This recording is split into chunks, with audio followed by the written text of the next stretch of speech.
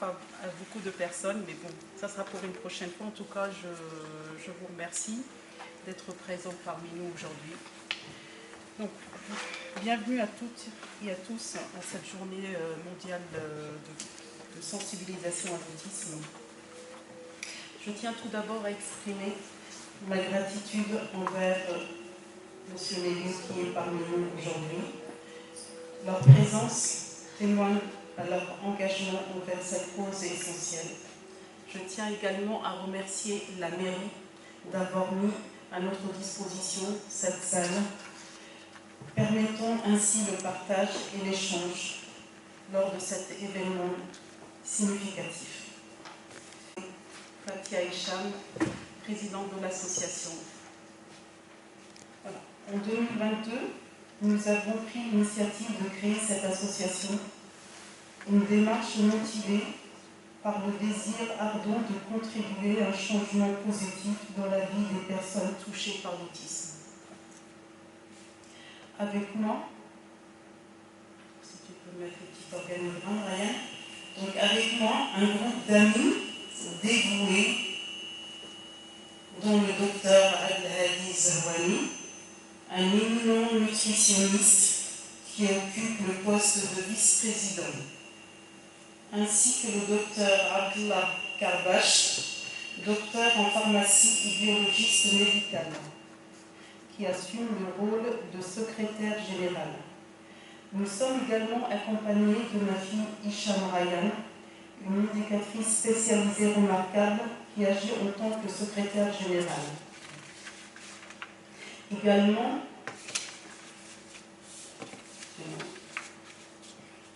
secrétaire général adjoint, pardon. Enfin, ensemble, nous formons une équipe engagée, diversifiée, unie par notre volonté commune de soutenir et d'améliorer la vie de personnes autistes et de leurs familles. Ayant moi-même une petite fille atteinte d'autisme, je comprends parfaitement les défis auxquels les parents font face lorsqu'ils découvrent que leur enfant est atteint de troubles autistiques. L'annonce d'un tel diagnostic peut être accablante et bouleversante. Je me souviens encore de ce sentiment de confusion et d'incertitude lorsque j'ai appris la nouvelle concernant ma fille. J'ai ressenti un vide immense, une sensation que ma vie s'arrêtait là. Dans cette obscurité, je n'avais ni repère ni soutien, sauf celui de ma famille avec leur force et leur résilience. Nous avons su faire face à cette situation avec détermination et courage, surmontant les obstacles avec détermination. L'autisme n'est pas encore pleinement pris en compte. Il y a peu de disponibles pour plusieurs raisons. Les stigmates, c'est notre objectif. Voilà, à long terme, nous souhaiterions développer notre partenariat avec d'autres pays étrangers, notamment le Maroc. Contribuer à la création de notre formation spécialisée, contribuer à la création de centres de formation spécialisés dans l'accompagnement de personnes atteintes de l'autisme. Ensemble, nous sommes déterminés à créer un avenir où les personnes autistes sont pleinement incluses, soutenues par des professionnels de la santé et de l'éducation. Peut également limiter l'accès et le soutien appropriés pour les personnes autistes. Aujourd'hui encore, je me bats pour faire valoir les droits de mon enfant.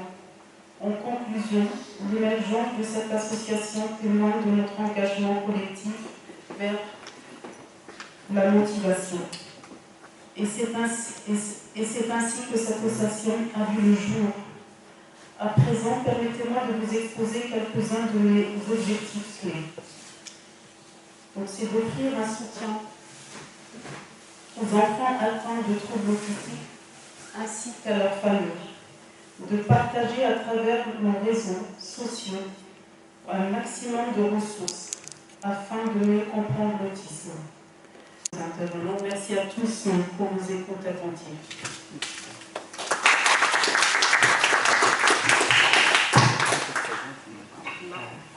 Dans lequel mais il va dire que c'est un nutritionniste, pharmacologue.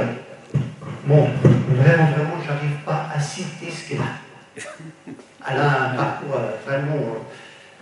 Je suis sûr à certains que je vais oublier les diplômes, un de ses diplômes. C'est un parcours très enrichissant, très garni, très fécond. Alors, il va nous parler un petit peu de nutrition, surtout parce que actuellement, l'autisme, c'est un problème digestif, problème nutritionnel. Donc, il faut lutter contre ce problème. Je laisse la parole à notre... Merci, Dr. Kadash. Donc, merci encore une fois. Je donne la parole à notre ami, Dr. Zouani, proche. Je sais très bien qu'on est il y a un petit nom, on verra. On remercie notre présidente parce que j'ai vu qu'elle a essayé de donner une explication à l'autisme. Elle a pu nous transmettre ses souffrances. Et je la remercie beaucoup parce que j'ai compris que les objectifs... Le 2 avril, la journée internationale, ça a été bien médiatisé dans les réseaux sociaux. À la télé, il y avait au moins 3 courts-métrages qui sont passés sur l'autisme.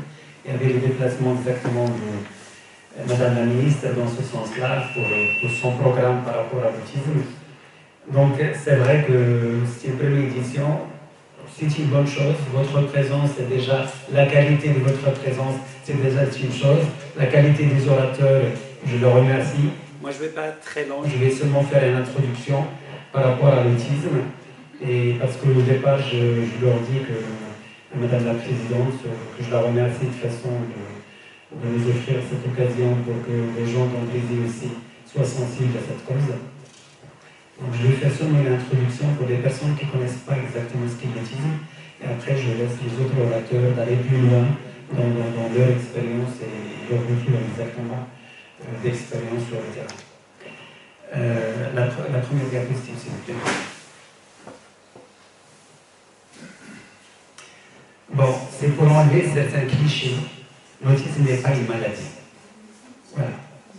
Donc je vais vous choquer par rapport à certains propos parce qu'il y a beaucoup de choses qui se passent.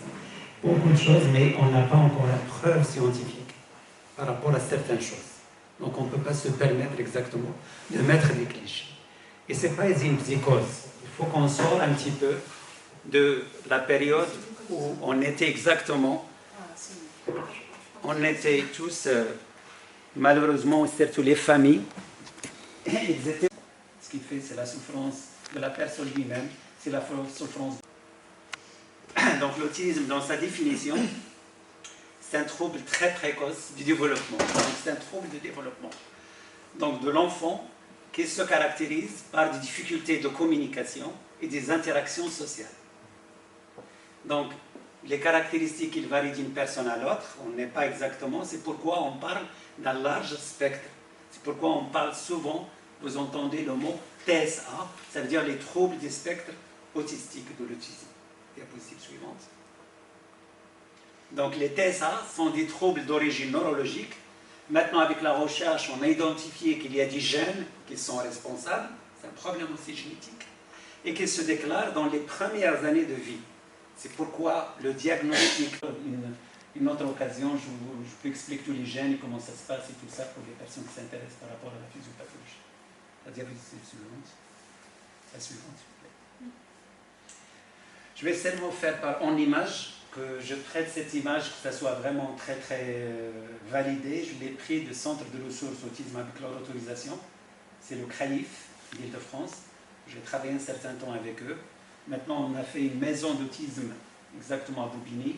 Donc, toutes les associations, tous les acteurs dans les CRAIF et tout ça, ils seront vraiment dans cette maison de Bobigny. Ce qui est très intéressant parce que, quand même, ça permettra aux gens qui font de la recherche, qui font de la documentation, les associations, tout le monde exactement, il peut se retrouver, et par rapport même à la formation des familles. Par quelques images pour sortir un petit peu des clichés, Donc l'autisme, la personne qui est touchée par l'autisme est dans un autre code. Parfois, il parle de façon incessante sur un sujet particulier. Donc, souvent des enfants, je l'ai vu exactement dans ce sens-là. Ce n'est pas des délires, mais bon, il est dans une certaine imagination par rapport exactement à ces troubles et son développement. Et donc, on a les spécialistes, ils vont revenir sur tous ces points et la prise en charge et comment ils se comportent par rapport à ces personnes. Parfois, quand il veut quelque chose, il indique ses besoins en utilisant la main de l'adulte, de son papa ou de sa maman. Il lui dit je veux ça, je veux montrer ça, tout ça. Donc c'est en utilisant la main de l'adulte pour exprimer ses besoins. Il répète, tu décides. Donc ça, c'est un comportement qu'on peut trouver chez certaines personnes. Il manifeste de l'indifférence. Parfois, la personne est en train, sa maman, son papa est en train de lui parler de certaines choses, lui, il est dans un autre monde. Vous m'avez donné... au niveau scolaire, on les voit souvent, ces enfants autistes, ils ne jouent pas avec les autres, ils sont dans leur coin, ils sont un petit peu isolés des autres. Et ils sont en train de faire leur cercle, en train exactement de faire leur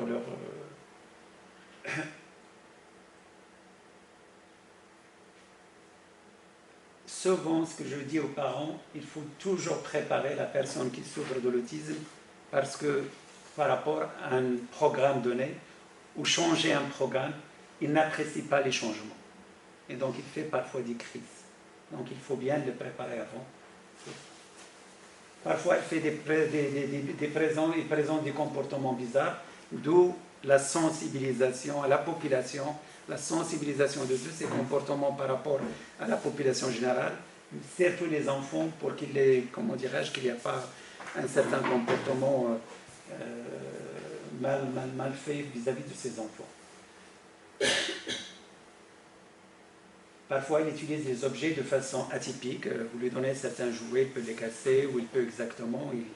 Il l'utilise d'une façon qui n'est pas normale, n'est pas un comportement normal. Et ils sont très hypersensibles au son et aux odeurs. Si vous le voyez parfois des enfants autistes, on les utilise des casques.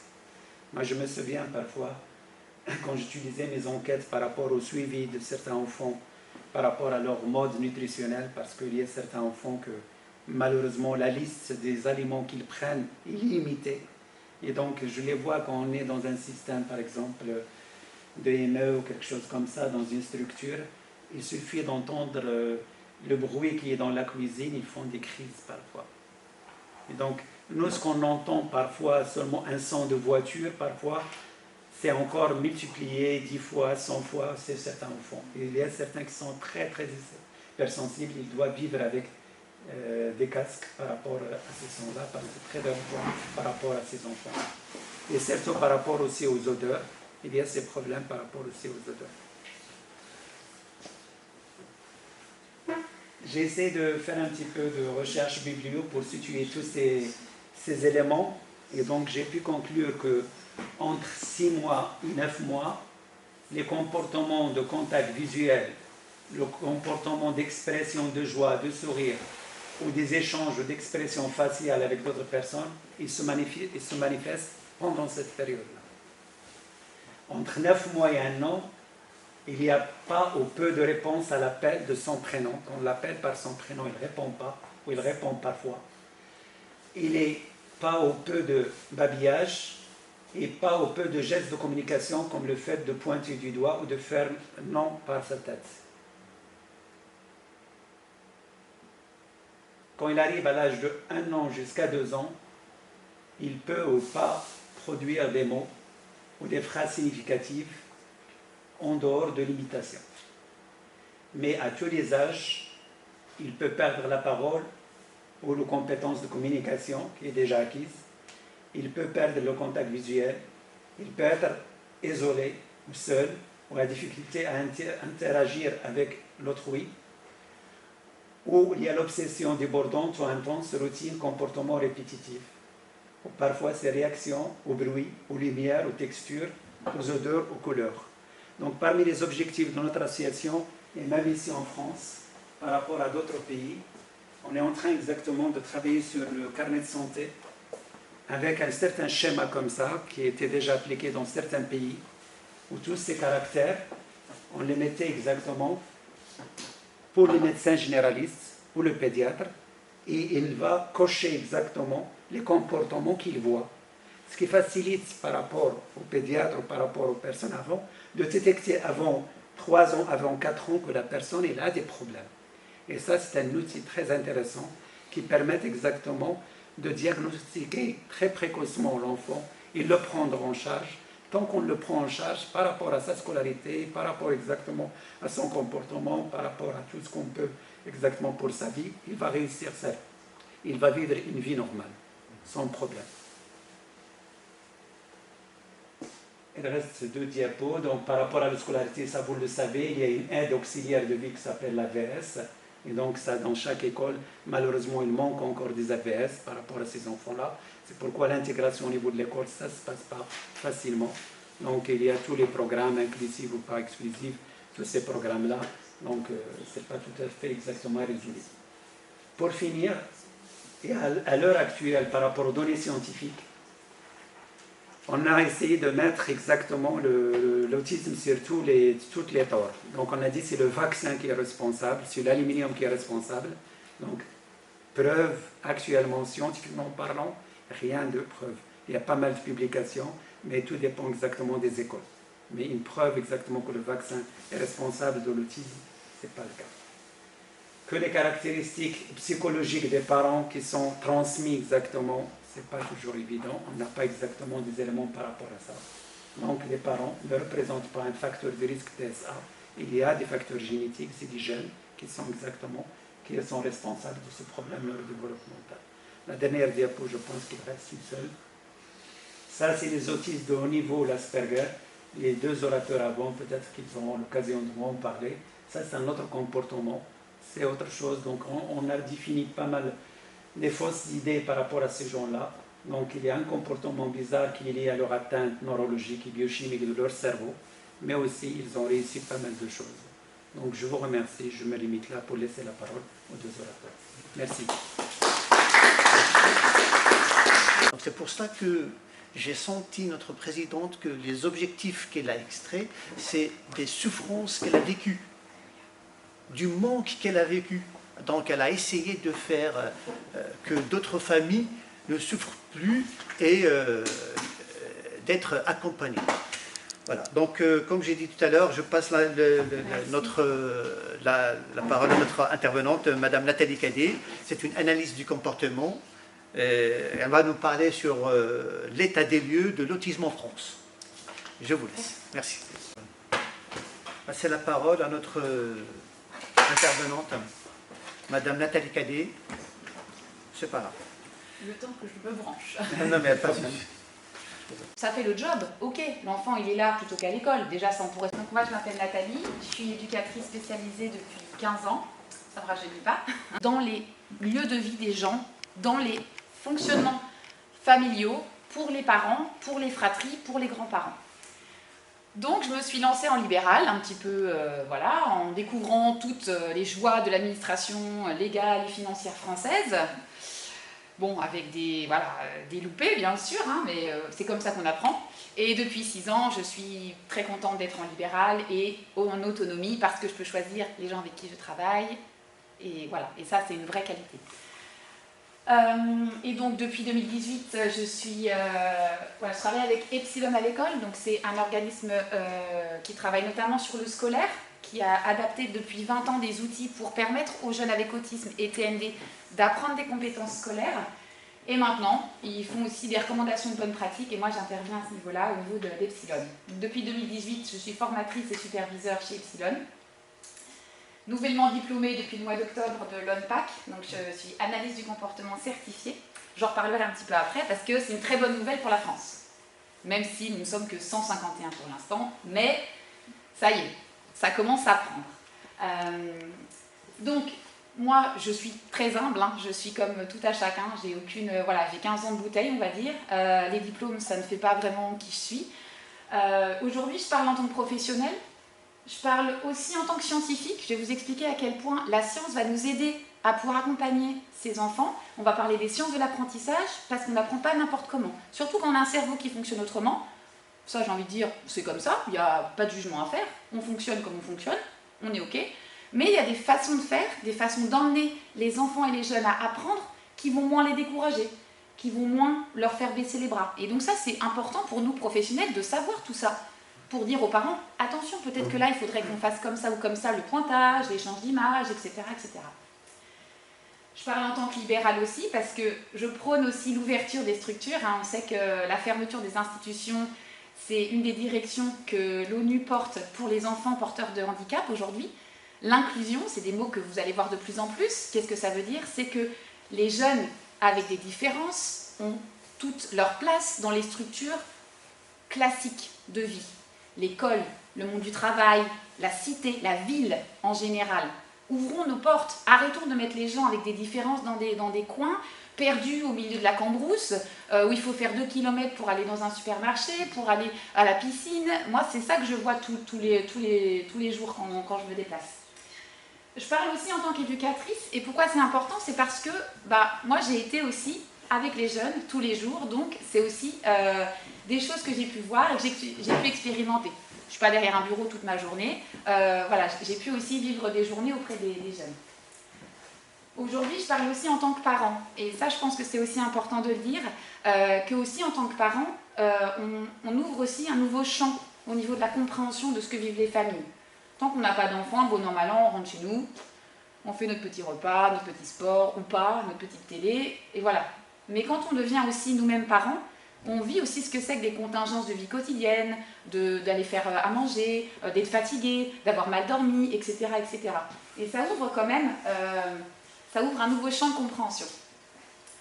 Et je parle aussi, surtout, j'ai envie de dire, en tant que citoyenne. C'est-à-dire qu'aujourd'hui, en tant que personne vivant sur le territoire français, je suis impactée aussi par toutes ces questions humaines. Et c'est ça vraiment, j'ai envie de replacer vraiment le cursus là-dessus aujourd'hui. L'humanité, le fait qu'on soit tous des êtres humains et qu'on doit pouvoir vivre ces différences avec sérénité et avec joie. Voilà, donc juste, je suis très bavarde, il faut vraiment garder l'œil sur la montre, merci monsieur modérateur. Voilà, n'hésitez pas en tout cas. Et aussi, si j'ai besoin de ralentir mon débit, n'hésitez pas aussi, je suis quelqu'un de très passionné, j'adore mon sujet, donc dites-moi, là ou non, voilà, ça me fait un petit coup derrière la tête, ça peut arriver en tout cas, dites-le moi, il n'y a pas de souci. Alors, avant tout, merci. J'ai glané quelques petites diapos à quelques-unes de mes collègues, donc Madame Lydie Laurent, qui est la directrice de Epsilon à l'école, et Marjorie Dumortier, entre autres. Donc je les cite parce que je ne peux pas utiliser des choses que je n'ai pas écrites moi-même sans citer les auteurs. Aussi remercier les professionnels incroyables que j'ai rencontrés depuis 15 ans bientôt, j'ai du mal à le dire. Et surtout les jeunes et leurs familles qui nourrissent mes journées, mes réflexions, voilà, mon envie d'aller plus loin et de me perfectionner. Alors, je ne vais pas tout lire en détail parce qu'on a déjà eu des éléments très intéressants portés par l'orateur avant moi. Ce qui est intéressant aujourd'hui, je trouve, quand on parle d'autisme, c'est qu'on parle de troubles neurodéveloppemental. Ça, il faut l'avoir dans la tête. TND, trouble neurodéveloppemental, on va en reparler après parce que c'est une grande famille. Oh là là, bonjour, on est tous concernés de près ou de loin. Les TND, c'est une grande famille. Quand même, voilà, ça fait quand même 10 ans. Bon. Un enfant avec autisme, c'est qu'il peut y avoir des troubles associés. Et oui, une fois qu'on met le pied dans les TND, on va avoir une chance plus grande de développer d'autres TND, dont, par exemple, la dysphasie. C'est pas parce que je suis porteur d'autisme que j'ai des problèmes articulatoires. Sauf que l'autisme, c'est tellement large, on parle de spectre, que dès qu'il y a un souci en plus, toc, on va le rattacher à l'autisme. L'autisme n'influe pas sur le système phonatoire, ni sur le système graphique, d'ailleurs, au demeurant. Donc moi, je croise beaucoup de jeunes TSA qui sont dyspraxiques. C'est pas du tout le même truc, parce que moi, j'aime bien lire des bilans avec des anamnèses et des... Enfermer l'enfant, j'entends encore ça, oh, c'est un autiste. Non, c'est un enfant. C'est un enfant qui a différentes petites variables supplémentaires, mais c'est avant tout un enfant. Donc le diagnostic va nous aider à demander des compensations, mais ne va pas réduire du tout la personne à son diagnostic. Attention à ça. Donc, Très important, les autres troubles associés. Une autre chose qui est importante aussi, il y a encore quelques années, on faisait la confusion entre l'autisme et le déficit intellectuel. Alors, on disait que l'autisme, c'était les personnes qui avaient un QI qui était très bas. On sait aujourd'hui que c'est faux. C'est pas parce que je suis porteur de TSA que je suis automatiquement porteur de déficience intellectuelle. Les deux ne sont pas synonymes. C'est une prévalence qui est entre 30 et 40%. Alors ça change selon les études, etc. Mais on voit bien que c'est pas du 100%. Donc quand on me dit encore dans les écoles, ah il est autiste, il n'apprendra jamais à lire, je me pose, alors déjà je trouve ça un peu dur de dire les choses comme ça, et je ne comprends pas vraiment d'où ça vient. Ça met de la difficulté, et ça met les enseignants dans de la création de matériel, de la formation qui va être bénévole, non payée, etc. Oui, je l'entends, mais on ne peut pas non plus mettre tout le monde dans le... Enfin voilà, faire partir... Enfin, j'ai du mal à trouver une expression. En tout cas, on ne peut pas faire ce lien-là. Ce lien de causalité n'existe pas. Très important aussi au niveau du diagnostic, on va évaluer le langage. Où est-ce qu'on en est pour le langage? On sait qu'on est dans un pays très oralisant en France, mais si la personne n'a pas accès au langage oral tel qu'on le pratique nous, on va très vite se tourner vers la CA. Moi j'ai des enfants de 3-4 ans que je vois en première instance. Oh il va bien parler un jour, il faut lui laisser le temps. Mais il a 4 ans, on attend quoi? Il va continuer à se rouler par terre parce qu'il n'est pas compris, c'est normal. Il n'a que ça en fait pour pouvoir exprimer les choses. Donc ça, il faut, je le milite aussi avec des orthophonistes, la CA, dès qu'on peut, on la met en place à 2 ans, on commence déjà à réfléchir à ça. CAA, qu'est-ce que ça veut dire? Excusez-moi, c'est la communication alternative et augmentée. Oula. Donc, un exemple pour quelqu'un qui ne peut pas oraliser correctement, ça va être d'échanger un picto pour aller aux toilettes. Là, vous donnez un picto, ça va être marqué « je veux aller aux toilettes » ou « je veux un gâteau ». Ça va être quelqu'un qui va utiliser un signe pour pouvoir dire bonjour, par exemple. C'est des autres formes de communication qui ne vont pas nécessairement être oralisantes. Et pour des enfants qui ont du mal à oraliser, ça permet de pallier à ces difficultés-là. Très bonne question et merci de la poser parce que quand ça fait 15 ans qu'on est dedans, on prend des mauvaises habitudes. Donc ça c'est important, surtout pour les parents, allez fouiller. Oui, vous allez voir des professionnels qui vont vous dire « Oh là là, non, vous inquiétez pas, vous êtes une maman anxieuse, vous êtes un papa anxieux. » Et vous allez vous arrêter là. Prenez un deuxième avis, prenez un troisième avis. Si vous pensez qu'il y a quelque chose et que vous n'en avez pas le cœur net, allez-y. Faites confiance à votre instinct de parent. On a trop vite fait de dire que les mamans sont anxieuses et que les papas sont absents. Nos loulous qui passent déjà 20 heures à l'école, plus 4 heures dans le taxi, plus 2 heures en orthophonie, plus, c'est toujours des gosses de 5-6 ans qui sont fatigués. Donc, j'adapte l'emploi du temps. Donc, je priorise les rééducations. Eh mais on me dit qu'il est en décalage, il est en décalage ici, il est en décalage là-bas, il faut qu'on rattrape les décalages partout. Oui, mais une journée c'est 24 heures. Et le gamin, s'il a 6 ans, au bout de 6 heures, il est claqué. Prévoir de temps de pause. Les vacances et les vacances. On ferme, on arrête tout. On fait des vacances. Éviter les doubles tâches. Si on demande à l'enfant, je ne sais pas, de manger pendant qu'il y a du bruit, ça peut être une double tâche. Comme l'a dit le docteur, la sensorialité, les entrées sensorielles, auditives, olfactives, visuelles, vont être déterminantes pour votre jeune. Si votre jeune est un hypersensible auditif et qu'il doit manger à côté du 20 heures à fond, il ne pourra pas, parce qu'il sera en double tâche. C'est hyper pernicieux, hein, parce qu'on se dit « Oh, ça va, la belle affaire, la télé est un peu forte, c'est bon, il ne va pas non plus... si, ça va prendre toute la place dans sa tête. Tant que cette question sensorielle n'est pas à un niveau confortable pour lui, il ne pourra pas enchaîner la suite. Et aménager le sensoriel, vous le disiez. Si je suis hypersensible auditif, je peux avoir un casque, alors avec de la musique, avec rien, voilà, je peux aménager, avoir un mur qui va absorber les sons, etc., etc. Donc les aspects sensoriels, j'en parle, des outils de compensation, et là j'aiguille les parents vers tout ce qu'on appelle les profils de Dunn, D-U-N-N, qui permettent de bilanter l'enfant ou le jeune au niveau de son sensoriel. On sait qu'il va y avoir ou de l'hyposensorialité, ça veut dire qu'il est moins sensible, ou de l'hypersensorialité, extrêmement sensible, et ça va varier selon les sens, ça va varier selon les âges aussi. Mais tous les enfants avec autisme ne sont pas hypersensibles auditifs par exemple. Non, c'est que ça va être différent dans leur sens. Et on va pouvoir demander des compensations. Voilà, si je suis une personne TSA et porteuse de TDAH, je vais avoir peut-être besoin d'une petite chaise à bascule ou d'une petite marche pour aller à l'école. et ben, il faut que je puisse le demander au niveau de ma compensation. L'autisme, ça nous dit quoi aussi? C'est que, encore une fois, c'est pas de la science exacte pour toutes les personnes, mais c'est qu'on va penser par le visuel. L'oral part, l'écrit reste. Ça marche aussi pour le fonctionnement d'un cerveau TSA. Ça reste. Parce que si vous me donnez la consigne et que moi je vois un super oiseau, j'ai rien entendu à votre consigne. Je suis sur l'oiseau là. Donc si vous me donnez l'info dans la main, je peux y revenir plus tard. Je peux aussi la déchirer ou faire autre chose, mais en tout cas, c'est une autre façon d'apporter l'information. Ça va dépendre aussi de la lecture d'images. Moi, je vois des maisons où il y a des pictos partout. Des pictos, par exemple, Makato, noir et blanc, très très abstrait. Si l'enfant n'arrive pas à lire l'image, il ne faut pas mettre des pictos partout comme ça. Il faut savoir qu'est-ce qu'on arrive à lire comme image. Un enfant va peut-être comprendre, moi j'ai beaucoup de jeunes que je côtoie, qui ne comprennent que les photos. Parce que le dessin à main levée ou l'image de dessin animé, c'est beaucoup trop abstrait. Bon, c'est pas grave, c'est juste qu'il faut qu'on puisse avoir un outil adapté. Clarifier les attendus. Voilà, donc expliciter ce qu'on attend de la personne. Attention aux détails, vous l'avez dit docteur tout à l'heure, mémoire visuelle très importante des personnes avec autisme. Et moi j'ai souvent le cas avec des jeunes qui ont besoin, dès qu'ils arrivent quelque part, ils font leur tour de reconnaissance. On n'arrive pas à les tenir, quoi. Oh, ils doivent ouvrir toutes les portes, ils doivent ouvrir tous les tiroirs, etc.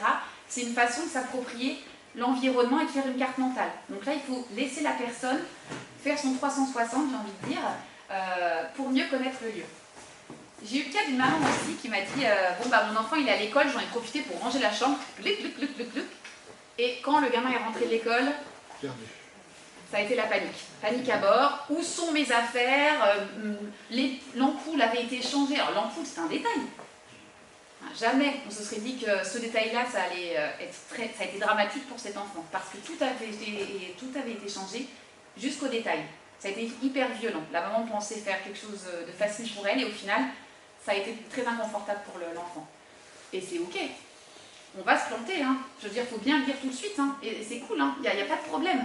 Mais on fera mieux la prochaine fois. Voilà. On apprend aussi, le parent, il apprend aussi par essai-erreur, j'ai envie de dire. Il essaye des choses, il se plante, il réessaye.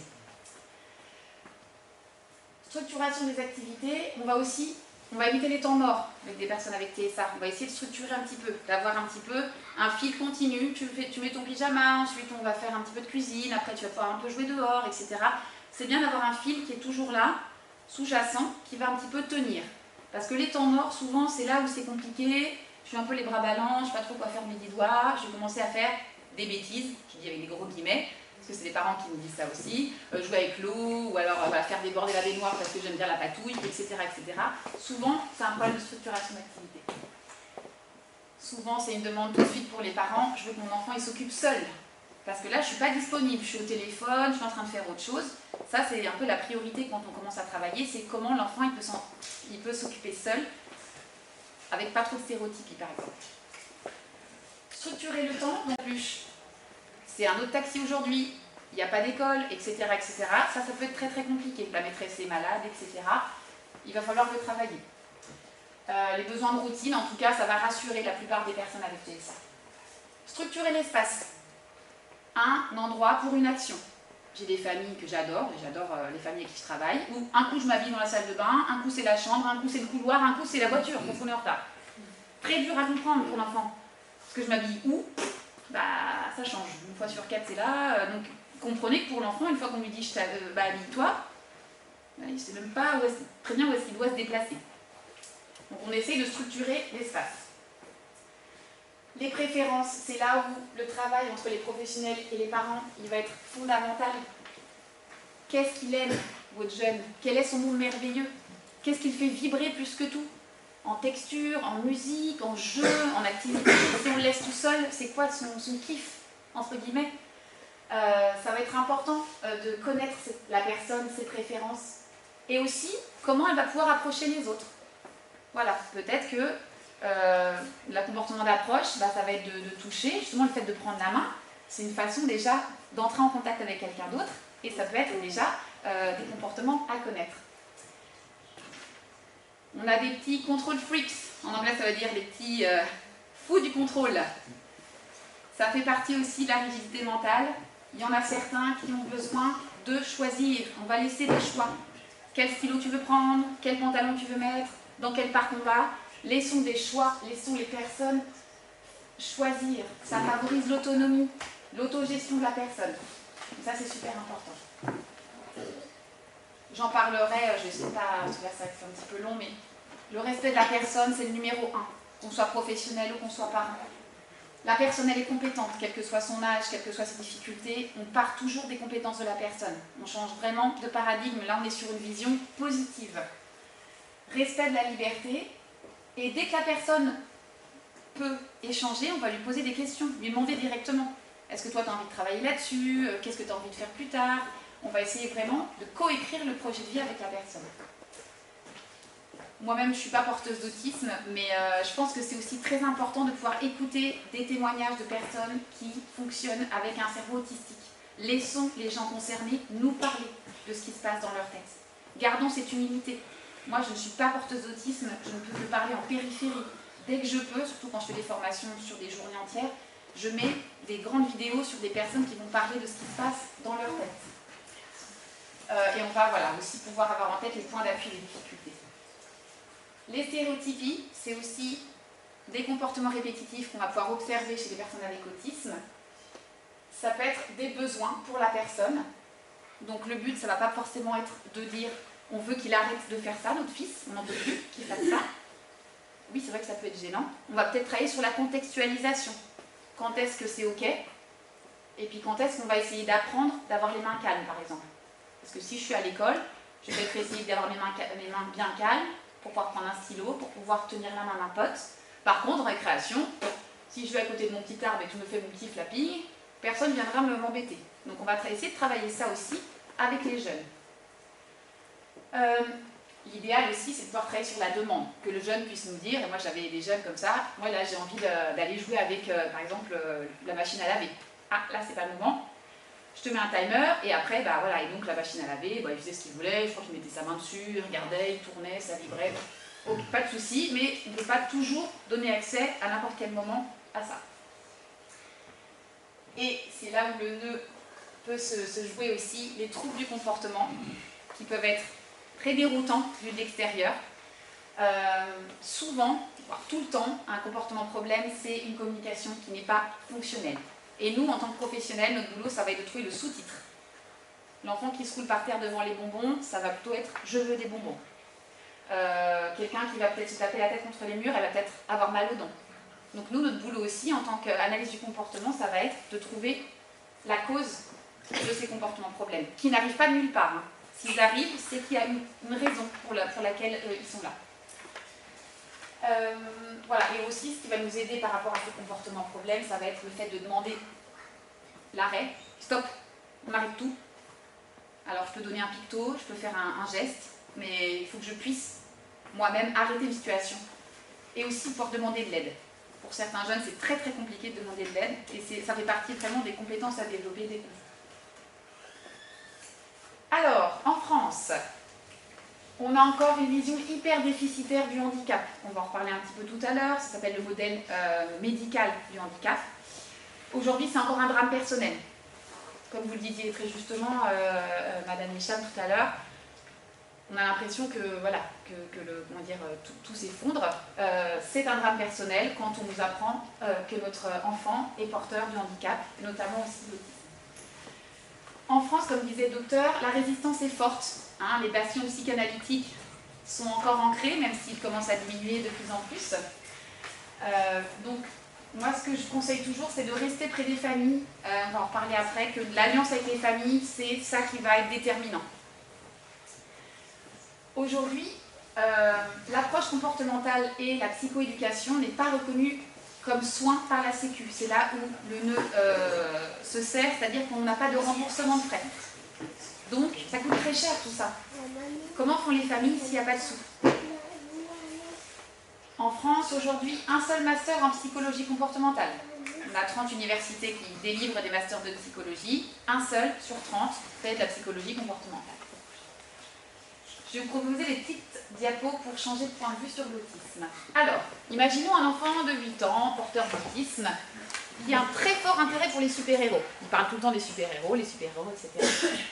On va dire, en tout cas c'est ce qu'on peut entendre au niveau des professionnels, c'est un intérêt restreint, on va travailler là-dessus, on va essayer de réduire l'intérêt et de l'ouvrir à d'autres choses. Bon. Un enfant de 8 ans, porteur de TDAH, très fort intérêt des super-héros aussi, qui parle tout le temps des super-héros, pareil, tout pareil. Et là, on va dire, bon, c'est un intérêt qui est présent, on va essayer de le contextualiser, etc., pour l'aider à se concentrer. Ok. Il parle tout le temps des super-héros, porteur de douance, surdoué, HPI. Waouh, qu'est-ce qu'il est passionné quand il parle de super-héros, il en connaît des choses, c'est incroyable. Vous vous rendez compte que là, avec le même comportement qui va être de parler de quelque chose d'assez restreint, qu'on soit étiqueté autiste, hyperactif, ou précoce, le regard social va changer complètement la façon d'envisager l'autre. Et je le trouve super bien fait ce truc-là parce que moi j'étais en webinaire, c'est une analyse du comportement en anglais, et je me suis dit, ça vaut le coup d'en reparler en réunion d'information parce que je trouve que c'est assez révélateur de tout ce qu'on met derrière l'autisme, à quel point c'est chargé comme regard. Bon, je ne vais pas faire trop de montagne là-dessus. Pour les nouveaux parents qui sont en phase de digestion, de diagnostic ou en phase de primo-diagnostic, vous avez la HAS, la Haute Autorité de Santé, qui peut vous donner un petit coup de main. Alors, c'est une autorité publique à caractère scientifique qui s'est dit, à partir de, alors je sais plus, 2012 en tout cas, qui s'est dit, bah, on fait tellement de choses autour de l'autisme en France, il va falloir un petit peu qu'on y voit plus clair. Donc, on va tout prendre, les vaccins, contre-vaccins, les gluten, les sans gluten, les 3I, le Padovan, etc. On va tout prendre, tout, et on va faire une petite enquête sur ce que nous, on préconise en tant qu'autorité scientifique indépendante française. Donc, bon, c'est 500 pages, hein, c'est pas hyper digeste, mais en tout cas, ça existe si vous tapez ça sur Internet. Et qu'est-ce qu'ils nous disent, nos cocos de l'HAS? Ils nous disent que, mine de rien, après une période de réserve et de défiance, voire d'opposition, les techniques éducatives structurées et formalisées paraissent mieux acceptées. Vous voyez comme on a encore du mal, mais en gros, l'HAS nous dit les recommandations de bonne pratique, ça va être la structuration de l'environnement et les pratiques fondées sur les preuves, donc l'ABA et l'approche comportementale. Donc, je ne vais pas vous faire tout le laïus, tout est marqué, et ils nous disent quand même plusieurs choses. Donc les parents, faites des photos mentales de ça, c'est très important. Donc en 2012, hein, donc si on vous dit qu'on n'est pas à jour et qu'on n'est pas au courant, là les gens ils se moquent un peu de vous, hein, parce que ça a quand même 12 ans, donc il faut qu'on se mette à jour. Les RBPP, recommandations de bonnes pratiques professionnelles. Il nous dit qu'il faut développer des travaux de recherche, parce qu'on n'est pas très fort ici en France. Aux États-Unis, en Angleterre, on a des journaux scientifiques qui pullulent, on a des articles tous les jours. Nous, bah, comme on n'a qu'une seule fac qui marche sur 30, on est vachement ralenti aussi au niveau recherche en France. Donc il faut qu'on bosse. Associer l'enfant et ses parents. On a dû le marquer noir sur blanc, je trouve ça un petit peu dur, mais au moins ça permet de demander quand on n'est pas assez associé, de dire oula, excusez-moi, moi j'ai quelque chose à dire là sur l'orientation là, c'est mon enfant là. Évaluer régulièrement le développement. Moi j'ai des projets où ça fait 4 ans qu'on n'a pas vu un seul bilan. Comment c'est possible? 4 ans, 5 ans, 10 ans, structure? Non. Tous les ans, il faut réévaluer le niveau de l'enfant dans les différents domaines. Proposer des interactions précoces, globales et coordonnées. Encadrer les prescriptions médicamenteuses, vous le disiez. Les adultes avec autisme, c'est le grand parent pauvre de toutes nos dernières politiques, parce que quand ils sont encore petits, ils sont mignons, voilà, oh, il a 3 ans, il a 18 mois, ok. Mais quand ils ont 40 ans, bah, il suffit qu'ils soient un peu agressifs, un peu de trouble du comportement, clac, hôpital, traitement, on est tranquille. C'est un peu dommage. Donc, là aussi, on peut mieux faire. Et encore une fois, je ne suis pas en train d'incriminer les personnes, chacun fait ce qu'il peut, et on a aussi un système qui continue de favoriser ça. Coordonner et former les différents acteurs, et voilà. Donc voilà les recommandations de bonne pratique depuis 2012. Je suis en train de perdre ce truc-là. Alors, rapidement, la science au service de l'éducation et de l'apprentissage. Oui, parce que maintenant on découvre un peu mieux comment fonctionne notre cerveau. Et donc, comme on connaît mieux comment il fonctionne, on peut mieux comprendre comment on apprend. Et ça, c'est très important pour nos petits loulous. La punaise, elle est contre moi, là. Pas touché. 2018, on a un conseil scientifique à l'éducation nationale. Wouh!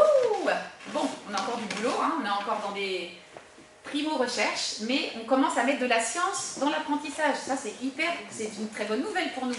De nous dire que ça y est, on n'est plus en train de faire prospérer des pratiques qui sont vieilles, on essaye aussi d'amener des pratiques basées sur les preuves. Ça, on n'aime pas du tout en France. On n'aime pas ça. Ça n'aime pas. Hein. Moi, j'ai plein d'éducs, post-68, avec une guitare à la main. L'éducation, c'est le feeling.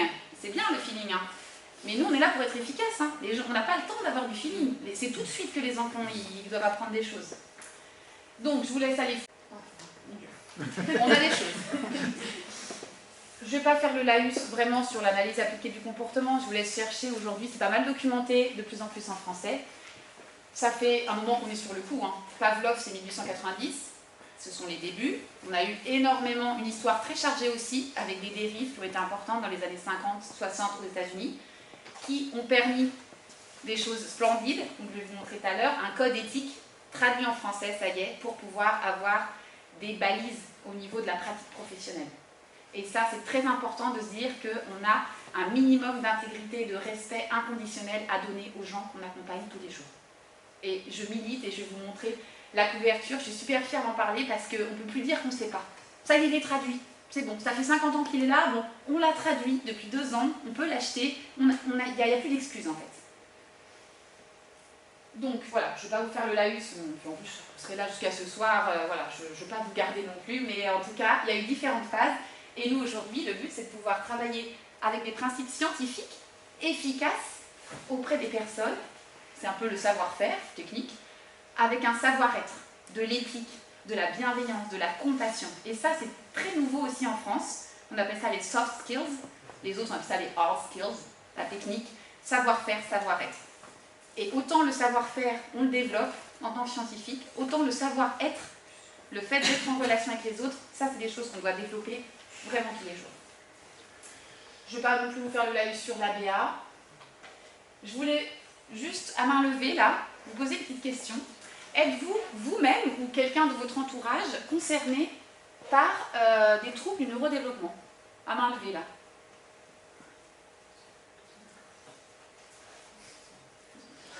Bah là, vous ne servez pas ma cause, là. Donc bon, ok. C'était juste pour vous dire qu'en tout cas, aujourd'hui, on parle de plus en plus de neurodiversité. Donc, c'est la grande famille dont je vous parlais tout à l'heure. On est tous de près. En tout cas, ça, il faut vraiment l'avoir en tête, c'est qu'aujourd'hui, ça change pour nous. Un problème personnel, le remède, donc le traitement, l'intervention doit être faite par le professionnel, qui va gérer la relation de l'individu à la société. Donc ça, c'est vraiment encore en France très présent, ce modèle-là, très médical, voilà. Et nous, on va essayer d'être sur quelque chose de plus social. Le handicap est une différence. On est beaucoup plus neutre au niveau de la connotation. C'est une différence. Bon, bah, moi j'ai les yeux bleus, toi t'es autiste, quoi. On n'en est pas là, mais voilà. Le handicap est neutre en soi. C'est ni bon ni mauvais, c'est là en fait. C'est ok. Qu'est-ce qu'on peut y faire maintenant? La personne est là, elle nous parle, elle ne nous parle pas, enfin, elle est là, donc ok. La situation du handicap émerge de l'interaction entre l'individu et l'environnement. Ah bah ouais, si je vais à l'école et que j'ai pas d'AESH, si je vais à l'école et que j'ai pas de clavier, si j'ai pas les petits trous en dessous pour pouvoir bouger, etc., etc., etc. Là, c'est le handicap, il est provoqué par le manque de moyens. Le remède, donc ça va être un changement dans l'interaction et on va écouter l'individu lui-même qui va être un porte-parole des personnes avec différence. Donc, voilà. Je parle rapidement, je ne sais pas si j'ai encore un petit peu de temps, modérateur. Un petit peu. Mais pas beaucoup. Je suis désolée. Ça va, je parle pas trop vite? Non, c'est bon, c'est bon. N'hésitez pas, hein, si vous me faites ça, là, je vous dis, oula, je m'arrête. On fait un petit signe.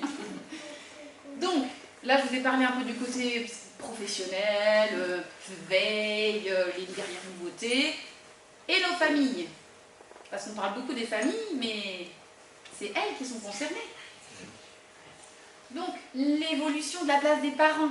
Dans les années 70, vous disiez, votre enfant est autiste, c'est votre faute. On disait ça comme ça, mais vous avez des problèmes avec votre maman dans votre jeunesse? Ah oui, ah bah oui, on l'a eu, hein. Bettelheim a fait beaucoup de tort et d'autres aussi, hein, à la forteresse vide, etc. La carence mère-enfant, bah bien les mamans, on est toujours en train de taper dessus de toute manière, alors ça va jamais. Donc voilà, ça on sait.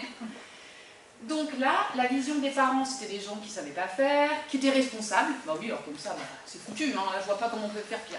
Donc, au moins, on a vécu ça, c'est derrière nous. Moi, c'est pour ça que je me dis que c'est positif. Une asymétrie entre les soignants et les soignés. Les soignants, non, nous on sait, laissez-le nous, on va le rééduquer, et puis on vous laisse vous, hein, genre irresponsable dans votre coin. Et donc on avait une forte dépendance des spécialistes. Dans les années 80, merci l'Amérique, les premières études américaines travaillent par rapport à la guidance parentale. Et dans les années 90, ça y est, on dit que les parents sont les premiers responsables de l'éducation de leur enfant. Ce serait temps, 90. Et maintenant, c'est une source incontournable d'information. Et ce qu'on nous trouve aussi aujourd'hui derrière. Il faut élaborer le projet de vie avec les parents. Les parents ne peuvent pas... Allons chercher les infos. C'est aux parents aussi, vous êtes légitimes. C'est votre enfant. C'est donc votre enfant dont on parle. C'est à vous de donner et révoquer votre accord pour tous les éléments du projet de vie. Si vous n'êtes pas d'accord sur un objectif, vous dites non. Vous dites, là, moi... Pour vos raisons à vous, mais le but c'est de co-construire un projet. Donc gardez le contrôle parce que c'est vous qui donnez votre accord, in fine, c'est votre accord sur Gévasco. C'est à vous de porter ça. Moi j'ai vu beaucoup ça avec le Covid, hein. J'avais des parents qui m'appelaient complètement en panique en me disant j'ai mon gamin toute la journée, je ne sais pas où est-ce qu'il en est en ortho, je ne sais pas de quoi il a besoin à l'école, je ne sais pas où est-ce qu'il en est en psychomote. Ça a remis un peu les pendules à l'heure. C'est aux parents vraiment de garder la mainmise sur où en est l'enfant. Donc une nécessité clinique et éthique, donc la collaboration, à plusieurs nous allons plus loin. Et moi j'ai toujours beaucoup d'humilité à me dire, on va se planter, mais plantons-nous ensemble, parce qu'à partir du moment où on prend des décisions pour quelqu'un qui développer le sentiment de compétence parentale, vous êtes des super parents. Vous aidez à nous réajuster, parce qu'on ne va pas mettre en place un programme s'il ne marche pas 2 ans après. Moi j'entends encore ça dans des IME, ah oui on lui apprend à laver les mains, ça fait 3 ans que c'est marqué, apprendre à lui laver les mains. Bah on en est où? Ça fait 3 ans. Oui, bah on est encore en apprentissage. Mais non, c'est trop long, 3 ans. Et comment c'est fait? Combien de fois c'est noté? Combien de fois c'est pratiqué? Avec quel matériel? Développer le sentiment de compétence parentale.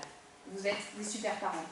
Vous aidez à nous réajuster, parce qu'on ne va pas mettre en place un programme s'il ne marche pas 2 ans après.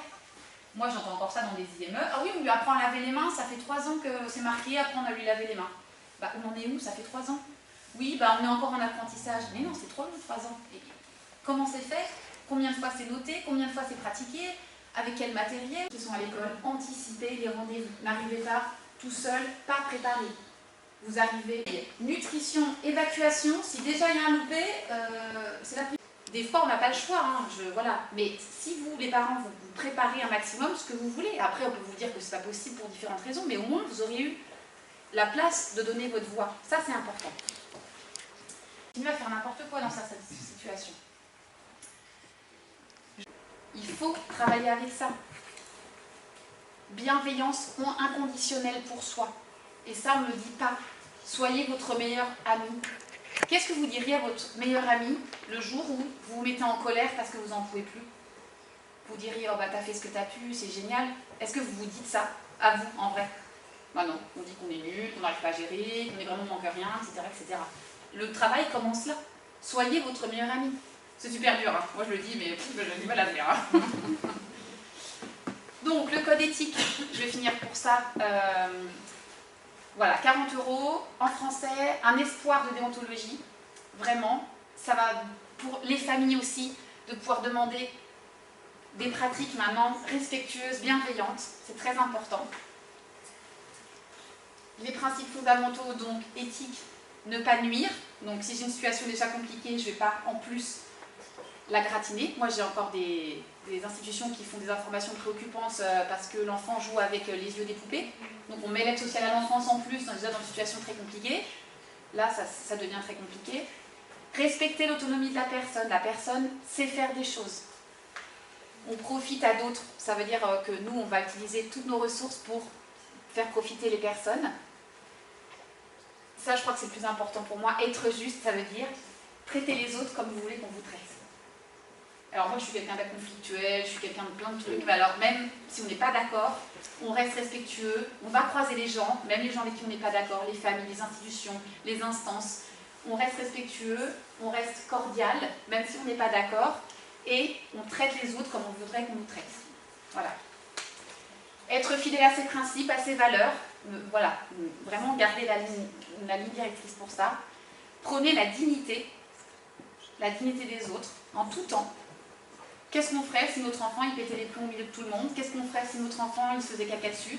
Qu'est-ce qu'on ferait si notre parent il serait en train d'avoir une grosse colère?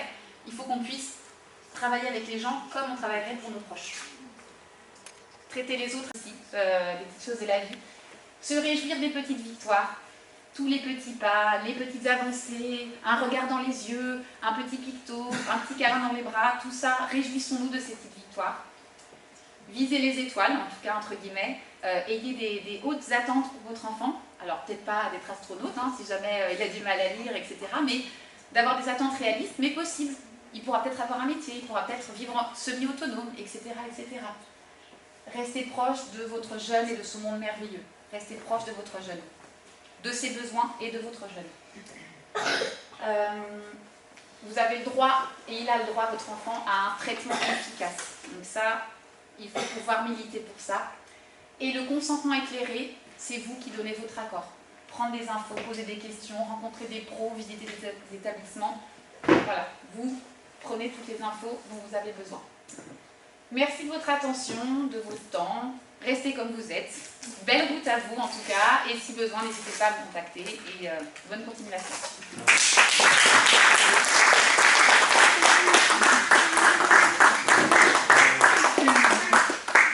Merci beaucoup. Je ne suis pas d'accord avec vous parce que je ne vous ai pas donné beaucoup de temps. Parce que normalement, vous devrez avoir beaucoup de temps. Parce on a bien appris avec vous. C'est vrai, effectivement, l'autisme, c'est deux petits mots. Je suis complètement d'accord avec elle sur 2 points. Le premier point, c'est le diagnostic précoce. C'est le plus important. Parce que les pédiatres procrastinent maintenant. Parce que c'est un trouble du spectre autistique. C'est-à-dire, le pédiatre, quand il voit notre enfant, c'est-à-dire aussi, les parents sont peut-être connaissent leur enfant beaucoup plus que le pédiatre. Je trouve ça anormal. Le pédiatre, bon d'accord, revenez, on fait cette analyse, revenez le mois prochain, revenez les 2 mois prochains. Ça, c'est procrastine, c'est-à-dire il donne du temps. À la maison, c'est un autre enfant. À la maison, il ne fait pas ça. Il vous comprend quand vous parlez? Ah ben oui, moi, il ne me comprend pas. Est-ce que on parle de mon enfant ou bien d'un autre enfant? Ah oui, oui. Donc, comme elle a dit, si vous avez remarqué quelque chose, soit le GIVAS, soit à l'école, il faut dire, je ne suis pas d'accord avec vous. Mon enfant, mon fils, il ne fait pas ça. Mon fils, il mange l'immangeable. Alors, il faut trouver des alternatives. Là, il ne faut pas encaisser. Vous avez un enfant autiste, il faut qu'il soit traité, il faut qu'il soit diagnostiqué, surtout précocement. Il y a une étude qui ont fait des scans, TEP scans, sur des cerveaux à l'âge de 3 ans. Ils sont normaux. Un cerveau normal à l'âge de 3 ans. À l'âge de 23 ans, le cerveau est détérioré, est abîmé. Alors, dans le diagnostic précoce, il nous aide à sortir de l'embarras et bien traiter l'enfant et avoir des résultats encourageants. Alors du coup, ça c'est concernant les points, vraiment, on a appris beaucoup de choses et c'est vrai, il faut, quand les parents voient que quelque chose qui est anormal, il ne faut pas hésiter. Il ne faut pas hésiter, il faut dire, pour gagner du temps, surtout il faut gagner du temps pour le diagnostic. Parce que si le diagnostic est tardif, et j'ouvre la parenthèse, on est tous des autistes. On est tous des autistes, mais à des degrés différents. C'est vrai ou pas? On est tous des autistes, mais des degrés différents. Je passe la parole à notre intervenant, et M. Thomas Poncelet, c'est un consultant conférencier sur des problématiques en lien avec l'autisme. Peut-être qu'il va nous apprendre encore beaucoup de choses.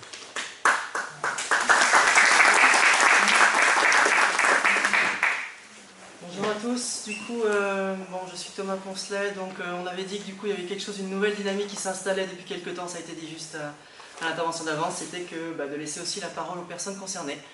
Je suis quand même 4 années d'hospitalisation, de mes 16 ans à mes 20 ans, dont 9 mois en urgence psychiatrique, je le dis maintenant, dans le sens où dès lors que jusqu'à mes 16 ans, c'était les outils de l'époque, il fallait faire disparaître le handicap, on ne connaissait pas grand chose de l'autisme, donc tout ce que j'étais en bizarre, le fait que j'étais un peu, que je criais fort, que je courais dans tous les sens, le fait que je jouais avec des morceaux de papier pendant les cours de récré, enfin, des choses qui aujourd'hui on saurait que c'est de l'autisme. À l'époque, on n'avait pas les outils et on avait plutôt ce modèle qui était de faire disparaître. Il faut que le handicap disparaisse, il faut qu'il devienne comme tout le monde. On sait aujourd'hui que ça ne marche pas. S'il y a un trouble du neurodéveloppement, j'irai plus en détail là-dessus, le trouble du neurodéveloppement ne disparaîtra jamais. Et si vous forcez la disparition, ça peut provoquer des choses comme effectivement 4 années d'hospitalisation. Et l'idée peut-être de se dire que bon, au jour d'aujourd'hui je m'en suis sorti, c'est un peu comme le loto. J'ai gagné, j'ai tiré les bons chiffres, au jour d'aujourd'hui je suis là pour en parler, c'est de la chance, c'est rien de plus que de la chance. Donc à partir de là, il faut qu'on voit comment au jour d'aujourd'hui, avec ces nouvelles informations, on peut avancer pour la suite. Par rapport à mon parcours, du coup, très brièvement, et après on verra un peu... Non, oui, pardon. C'est bon, on peut déjà laisser là-dessus, mais je vais continuer sur ce que je dis. Et du coup, par rapport à mon travail, on va venir sur quelque chose d'un peu plus pragmatique. Donc je travaille sur le milieu de l'autisme depuis 10 ans. Il y a écrit dans le texte que je suis diplômé du BBA et de l'ESSEC. Alors c'est un tout petit problème de typo, c'est diplômé du programme bachelor de l'ESSEC. L'ESSEC est une école de commerce. Ça a été mes études, mais c'est vrai que ça m'a permis d'apprendre et de prendre confiance en moi pour parler. L'idée du commerce, j'y suis allé un peu par défaut. Donc l'idée c'était vraiment de développer un peu, de pouvoir communiquer sur un sujet qui m'intéresserait. Enfin c'est ce qui est venu après. Et quand j'ai appris que j'étais autiste, j'ai commencé à faire des interventions sur l'autisme, ça marchait bien. J'ai commencé à essayer de faire des métiers plus classiques dans des entreprises, marketing, économie dans des multinationales. Je n'ai pas trouvé mon compte personnellement. Donc rapidement je suis revenu sur le projet initial qui était l'autisme ça marche bien, de toute façon dont on parle. Donc je suis resté sur ce domaine et depuis 2-3 ans je suis dans la formation sur le sujet auprès de France Travail, enfin voilà, de tous les différents acteurs. Et depuis 1 an je travaille notamment en médico-social, donc avec des enfants autistes, notamment avec un trouble du déficit du développement intellectuel. On verra en quoi c'est important de rappeler qu'est-ce que la notion d'intelligence qui est très très mal comprise. Les personnes avec un trouble du développement intellectuel ne sont pas idiots. On viendra sur une définition un peu plus précise de qu'est-ce que ça veut dire vraiment. Donc voilà, allez, on va commencer par rapport au sujet. Donc l'importance du cas par cas. Pourquoi j'écris ça? Parce qu'on est bien dans chaque personne est différente. Ça c'est la base. Ça veut dire que je me suis simplifié un peu la tête par rapport à toutes les slides qui vont venir, dans le sens où à des moments je vais faire des généralités. N'oubliez pas que dans chaque situation, on sera toujours dans du cas par cas. Pourquoi je dis ça? Dans le sens où j'ai gagné du temps sur les slides pour éviter de dire cela arrive plus souvent, on retrouve souvent ça ou tout ça. Je me suis simplifié, j'ai fait des généralités, mais à partir de cette phrase, prenez en considération qu'on est toujours avant tout dans du cas par cas. L'exemple typique que je donne, c'est qu'à un moment, dans une structure médico-sociale, un enfant autiste a commencé à disjoncter. Et quand il a disjoncté, des personnes se sont tournées vers moi pour me demander « Thomas, qu'est-ce qu'on fait? C'est toi l'expert de l'autisme, entre guillemets. » Et bien je n'ai pas réagi. Je n'ai pas réagi parce qu'un animateur qui connaissait effectivement moins l'autisme que moi connaissait mieux l'enfant. C'était à lui de gérer l'enfant, c'était pas à moi. Dans cette situation de crise, celui qui était le plus apte à calmer l'enfant, c'était la personne qui le connaissait mieux. Et on en revient au sujet que ceux qui connaissent le mieux l'enfant, c'est la famille. On en revient là-dessus. Les éducateurs auront d'autres outils. Mais voilà, n'hésitez pas à vous faire confiance. Notre difficulté aussi avec ma mère, quand j'étais enfant, c'est qu'on ne s'est pas fait assez confiance, que les médecins sont arrivés, c'est comme ça. Peut-être que sur certains autres aspects ça aurait marché, pour notre cas ça a été contre-productif. C'est un fonctionnement interne. Évidemment, on peut séparer ça de la personnalité, du caractère, on doit séparer ça. Ça veut dire, comme on disait, que c'est bien d'avoir une case entre guillemets de l'autisme. Il n'y a pas que ça. Il n'y a pas que ça. Au-delà même des troubles des comorbidités, la personne, elle est avant tout qui elle est. Si elle adore les trains, c'est parce qu'elle adore les trains. C'est pas la façon dont elle va aimer les trains va être modifiée par son fonctionnement. Le fait qu'elle adore les trains, qu'elle va être d'une certaine façon dans sa vie de tous les jours, tout ce que vous allez retrouver qui est unique chez l'enfant, ça n'est pas de l'autisme. C'est imbriqué dans l'autisme, ça n'est pas de l'autisme. Donc ça n'est ni une excuse ni une permission absolue. Qu'est-ce que je veux dire par là? Ça veut dire que si vous voyez une personne autiste qui est maladroite avec vous en contexte social, elle est maladroite en contexte social avec vous parce que elle n'a pas les codes sociaux. Ça veut dire que c'est comme si vous reprochiez à une personne qui marche qui a des problèmes pour marcher, c'est comme si elle était en fauteuil roulant. Si elle est en fauteuil roulant, elle a un fonctionnement où elle a besoin de courir partout dans la rue, on ne peut pas les laisser faire parce que c'est dangereux pour elle. Donc là, on essaye de voir comment on peut faire au mieux. C'est une grille de lecture, l'autisme. Il n'y a aucune une réalité générale. Comme on disait, c'est en fonction à chaque fois des situations. Ceci dit, c'est bien d'avoir une grille de lecture pour comprendre où on va et pour avoir des repères. On ne réinvente pas l'eau chaude si on se base sur comment fonctionne le cerveau par rapport à la personne. C'est plus simple pour comprendre comment fonctionne la personne. Et les retentissements ne sont pas toujours uniques au TND en question. Ça veut dire que tout ce que je vais vous dire ne sera jamais unique à la personne autiste. Si je vous dis que les personnes autistes n'aiment pas les bruits forts, personne n'aime les bruits forts. La différence, ce sera le nombre de facteurs et l'intensité de ces facteurs. Là où pour une personne non autiste, c'est fatigant d'avoir du bruit fort, pour une personne autiste, ça peut être douloureux. Et le fait qu'on passe de c'est gênant à c'est de la souffrance, ça change tout. Ouais. Donc du coup, on va voir, alors juste avant de passer à la suite, je vais essayer d'avoir votre avis, parce que du coup, c'est un peu aussi l'idée, c'est un peu l'échange avec la salle, je sais qu'on n'aura pas forcément le temps, donc on fera au mieux. Quelles seraient selon vous les différences entre les troubles du neurodéveloppement et le handicap psychique?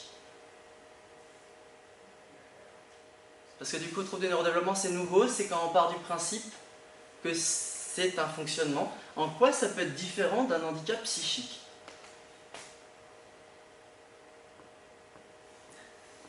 S'il n'y a pas d'idée, on va y aller. Allez, on met la slide suivante. Allez, c'est bon. Il y a la question des troubles psychiatriques. Oui, troubles psychiques, handicap psychique, maladie. Oui, okay. Bien sûr, effectivement, il faut que je sois plus précis sur maladie psychique, effectivement, on va aller plus haut là-dedans. Donc, effectivement, on en revient, il n'y a pas d'altération. Pas d'altération, ça veut dire qu'il n'y a pas d'état initial. Le principe de l'altération, c'est que c'est altéré, il y avait un état avant, il y avait un état après. Je dis bien théoriquement, parce que dans certaines maladies, on les a assez tôt pour qu'on ne puisse pas imaginer un état initial. Là, on est dans quelque chose de différent, donc il n'y a pas de guérison. On ne peut même pas tendre vers la guérison, on ne peut pas réduire le trouble, on ne peut pas réduire le fonctionnement. On peut juste, à la limite, réduire la manifestation, et encore, ce qu'on peut voir, c'est tout ce qui est clinique. C'est pour ça qu'on parle de la diade autistique, le fonctionnement dans la communication, dans l'interaction, et de l'autre côté, tout ce qui va avec les comportements est différent. Visiblement, on voit que c'est différent. On va avoir du mal à localiser où est la maladie, où est le handicap. C'est plus général. Ça reste un handicap, hein. Donc c'est l'idée que, oui, la neurodiversité, c'est vrai qu'on commence de plus en plus à avancer l'idée qu'on est tous différents et qu'il y a une forme de neurodiversité. Restons dans l'idée que c'est une différence, mais c'est aussi un handicap. L'exemple que je donne, c'est l'exemple de l'île déserte. Si vous mettez 100 personnes autistes sur une île déserte où il n'y a de facto pas de société, ça se passe quand même mal pour les personnes autistes à titre individuel comme à titre social. Donc l'idée que c'est juste une forme de différence et que c'est la société qui implique tous les problèmes n'est pas totalement vraie dans le sens où elles auront des difficultés avec leur sens, ne serait-ce que ça. Il n'y a pas de traitement, vous ne mettez pas de médicament qui va enlever l'autisme en fait, ni même réduire l'autisme. Par contre, vous avez des traitements en fonction des conséquences que ça peut lier. L'exemple typique, si une personne autiste devient dépressive, vous pourrez effectivement mettre des médicaments pour la dépression. Mais c'est vous traiter quelque chose qui en découle, qui n'est pas directement lié au fonctionnement de la personne autiste. La conclusion, il n'y a pas de soin. Ça veut dire qu'on en reste avec le même fonctionnement du début jusqu'à la fin. Mais ce qu'on peut faire, c'est comme on disait, c'est d'adapter et de compenser. Ça veut dire qu'en fonction de la situation, du lieu, on peut non seulement adapter un peu l'environnement et dire à la personne d'adapter son comportement en fonction des situations, comme on disait l'exemple effectivement de la cour de récré. S'il est effectivement en classe, s'il fait ça, ça peut déranger les voisins, c'est compréhensible. S'il fait ça dans la cour de récré, il le fait. Et bien il va le faire, ça va. S'il le fait, c'est qu'il y a un besoin. Donc les troubles du neurodéveloppement, il y en a vraiment, j'ai pas été exhaustif, mais il y en a beaucoup. Donc effectivement, on parle du trouble du spectre de l'autisme. Il n'y a pas que ça, il y a les troubles du développement intellectuel. Donc qu'est-ce que le TDI? Donc ça, c'est quelque chose qui a été mal compris. Dans l'idée, on dit souvent les gens sont intelligents ou ils sont bêtes. Ça n'est pas vrai. L'intelligence, en fait, maintenant moi qui travaille avec les enfants autistes avec un trouble du déficient intellectuel, c'est surtout la capacité à faire des connexions mentales. Ce que je veux dire par là, c'est que si vous voyez, je vais dire un exemple bête, une pomme, Quelqu'un qui aurait des compétences intellectuelles, on va dire, peut voir au-delà de la pomme, peut voir tout ce que ça représente. Une personne qui aurait un trouble du développement intellectuel verrait toute la pomme entièrement et ne verrait pas forcément au-delà. Ça ne veut pas dire qu'il n'y a pas d'autres choses qui peuvent se passer. Ce que je retrouve avec les personnes autistes notamment, un jour, c'est que j'allais pas bien. J'étais à côté de cet enfant autiste qui avait un trouble du développement intellectuel et personne ne m'avait fait aucune remarque, tout se passait très bien et l'enfant autiste a commencé à me frapper de plus en plus fort. Il a commencé à me frapper jusqu'au moment où je pensais avoir compris ce qui se passait. J'ai demandé à mon collègue de changer de place avec moi. Les gens à côté se disaient on l'a jamais vu dans cet état. On a changé de place et ce qui s'est passé, c'est que quand la personne autiste qui avait ce trouble de développement intellectuel n'était plus à côté de moi, parce qu'elle ressentait les émotions, elle a compensé par d'autres capacités, voire compensé, c'était même son fonctionnement à la base, elle s'est calmée. Donc quand on dit qu'elle était peut-être un peu plus... voilà, que c'était peut-être qu'elle était un peu moins intelligente que d'autres, quand on réalise, elle a ressenti des choses que d'autres personnes n'auraient pas ressenties. Et j'ai expliqué après à l'animateur en disant je pense, mais c'est des choses qu'on retrouve souvent, qu'elle a ressenti ça chez moi. Elle a ressenti cette détresse, que j'allais vraiment pas bien à ce moment-là. Et alors, comme elle n'avait pas forcément les connexions mentales qui allaient avec, elle a juste compris que c'était là. Et la réaction, c'était de taper jusqu'à ce que ça disparaisse. Ce qui en scène ne marche pas forcément, mais quand on n'a pas forcément les connexions mentales, on en déduit qu'il y a juste un problème. Et ça, personne d'autre ne s'en était rendu compte.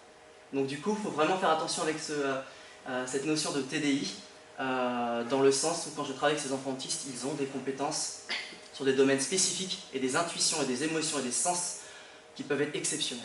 Et ça, moi, ça m'a bouleversé quand j'ai réalisé que j'y allais pour voir une nouvelle façon de voir le monde. En fait, j'ai découvert que sur certains côtés, ils étaient bien plus compétents que beaucoup d'autres personnes. Voilà, sur certains sujets bien spécifiques, bien entendu. On a tous les autres, du coup, après, je ne vais pas les faire en détail, mais tout ça, effectivement, sont dans la base de TND, comme on disait. Dans le TND, souvent des choses se recoupent. Ça veut dire que quelqu'un qui a un TND, plus souvent, il a un autre TND aussi. Voilà. Et on a effectivement tout ça. C'est non exhaustif. Hein. En fait, on découvre un peu le milieu du TND, ça fait même pas 10 ans qu'on est dedans. Donc c'est non exhaustif. Quand j'ai dit 5% de la population, c'est je ne prends aucun risque. Je ne prends aucun risque, il y a au moins 5% des populations qui a un TND. On est probablement à beaucoup, beaucoup plus. Donc les troubles du spectre de l'autisme, c'est la diade autistique, c'est qu'est-ce qu'on voit visiblement. On voit le comportement qui est différent, on voit que la communication est différente, mais ce qui explique vraiment ça, c'est ce qu'il y a à l'intérieur, c'est ce qu'il y a en dessous, c'est ce qu'on appelle le fonctionnement cognitif et le fonctionnement sensoriel. Donc du coup, aussi, c'est toujours dans l'idée participative, si c'est ça l'idée un peu, au maximum. Si vous ne voulez pas, on ne fera pas, mais on essaiera au maximum. Donc la théorie de l'esprit. Je donne une situation et vous allez me dire qu'est-ce que vous en pensez. Une personne autiste vous parle des trains qu'elle adore. Vous lui dites que cela ne vous intéresse pas vraiment. Elle continue de parler de trains. J'ai retrouvé plein de choses en vous écoutant qui transparaissent dans le comportement du personnage dans la pièce. Si vous avez l'occasion de la voir. Merci. Juste une petite de la téléphonie mobile. Et ils ont une explication. De 1980 à 1985, première génération. Premier système commercial en Chicago. 1990 à 1995, deuxième G. En 1995, le premier RED GSM, développement de 2G en États-Unis. De 2005 jusqu'à 2010, 3G. La 4G, la 5G. Et 2010-2013, 4G. Et c'est là où ils ont trouvé que de 1980 jusqu'à 1985, il était à 1 sur 500. Et après, chaque génération, il y a une augmentation de. Alors du coup, est-ce que cette étude est correcte? Le principe, c'est qu'une présentation qui a été avec le professeur Poignard, je ne sais pas si vous le connaissez, en 2019, ici en France.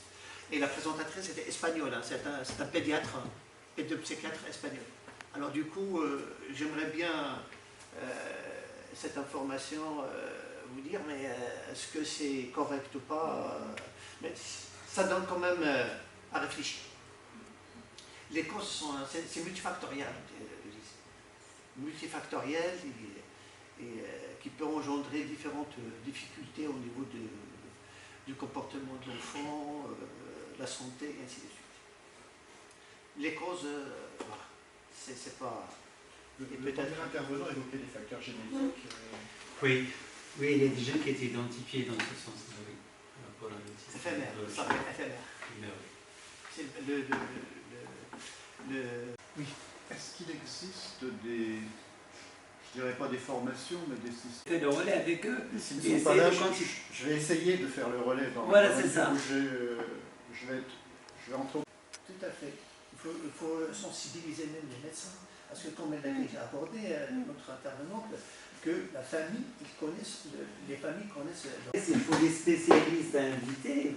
Bon, on a par exemple, moi mes professeurs de Nickel Info Malade, ils peuvent venir exactement s'exprimer s'ils veulent plus de détails cliniques. Parce qu'on est spécialiste dans notre matière, mais on a besoin de s'entraider avec d'autres. Le médecin, par rapport à son temps de consultation, ne peut pas tout faire. Vous l'avez bien compris à travers les différents intervenants, il faut plusieurs intervenants, donc c'est tout un circuit. Donc on ne peut pas, le médecin généraliste dans son coin, donc, mais s'il n'a pas d'adresse, s'il n'a pas de contact, s'il n'a pas de choses comme ça, c'est pas évident, il écrit sa lettre. Mais bon, attends, de trouver le rendez-vous, c'est 3 mois, 4 mois, 6 mois, c'est pas évident. Donc, le corps enseignant. Le CHU, pourquoi pas, on peut toujours trouver le moyen, de toute façon, c'est dans les échanges d'expérience avec plaisir. Et comme il l'a dit, il y a des DU maintenant qui sont spécialisés en autisme, ils peuvent faire un effort et faire une formation. S'ils veulent exactement des choses, s'ils veulent aller plus loin.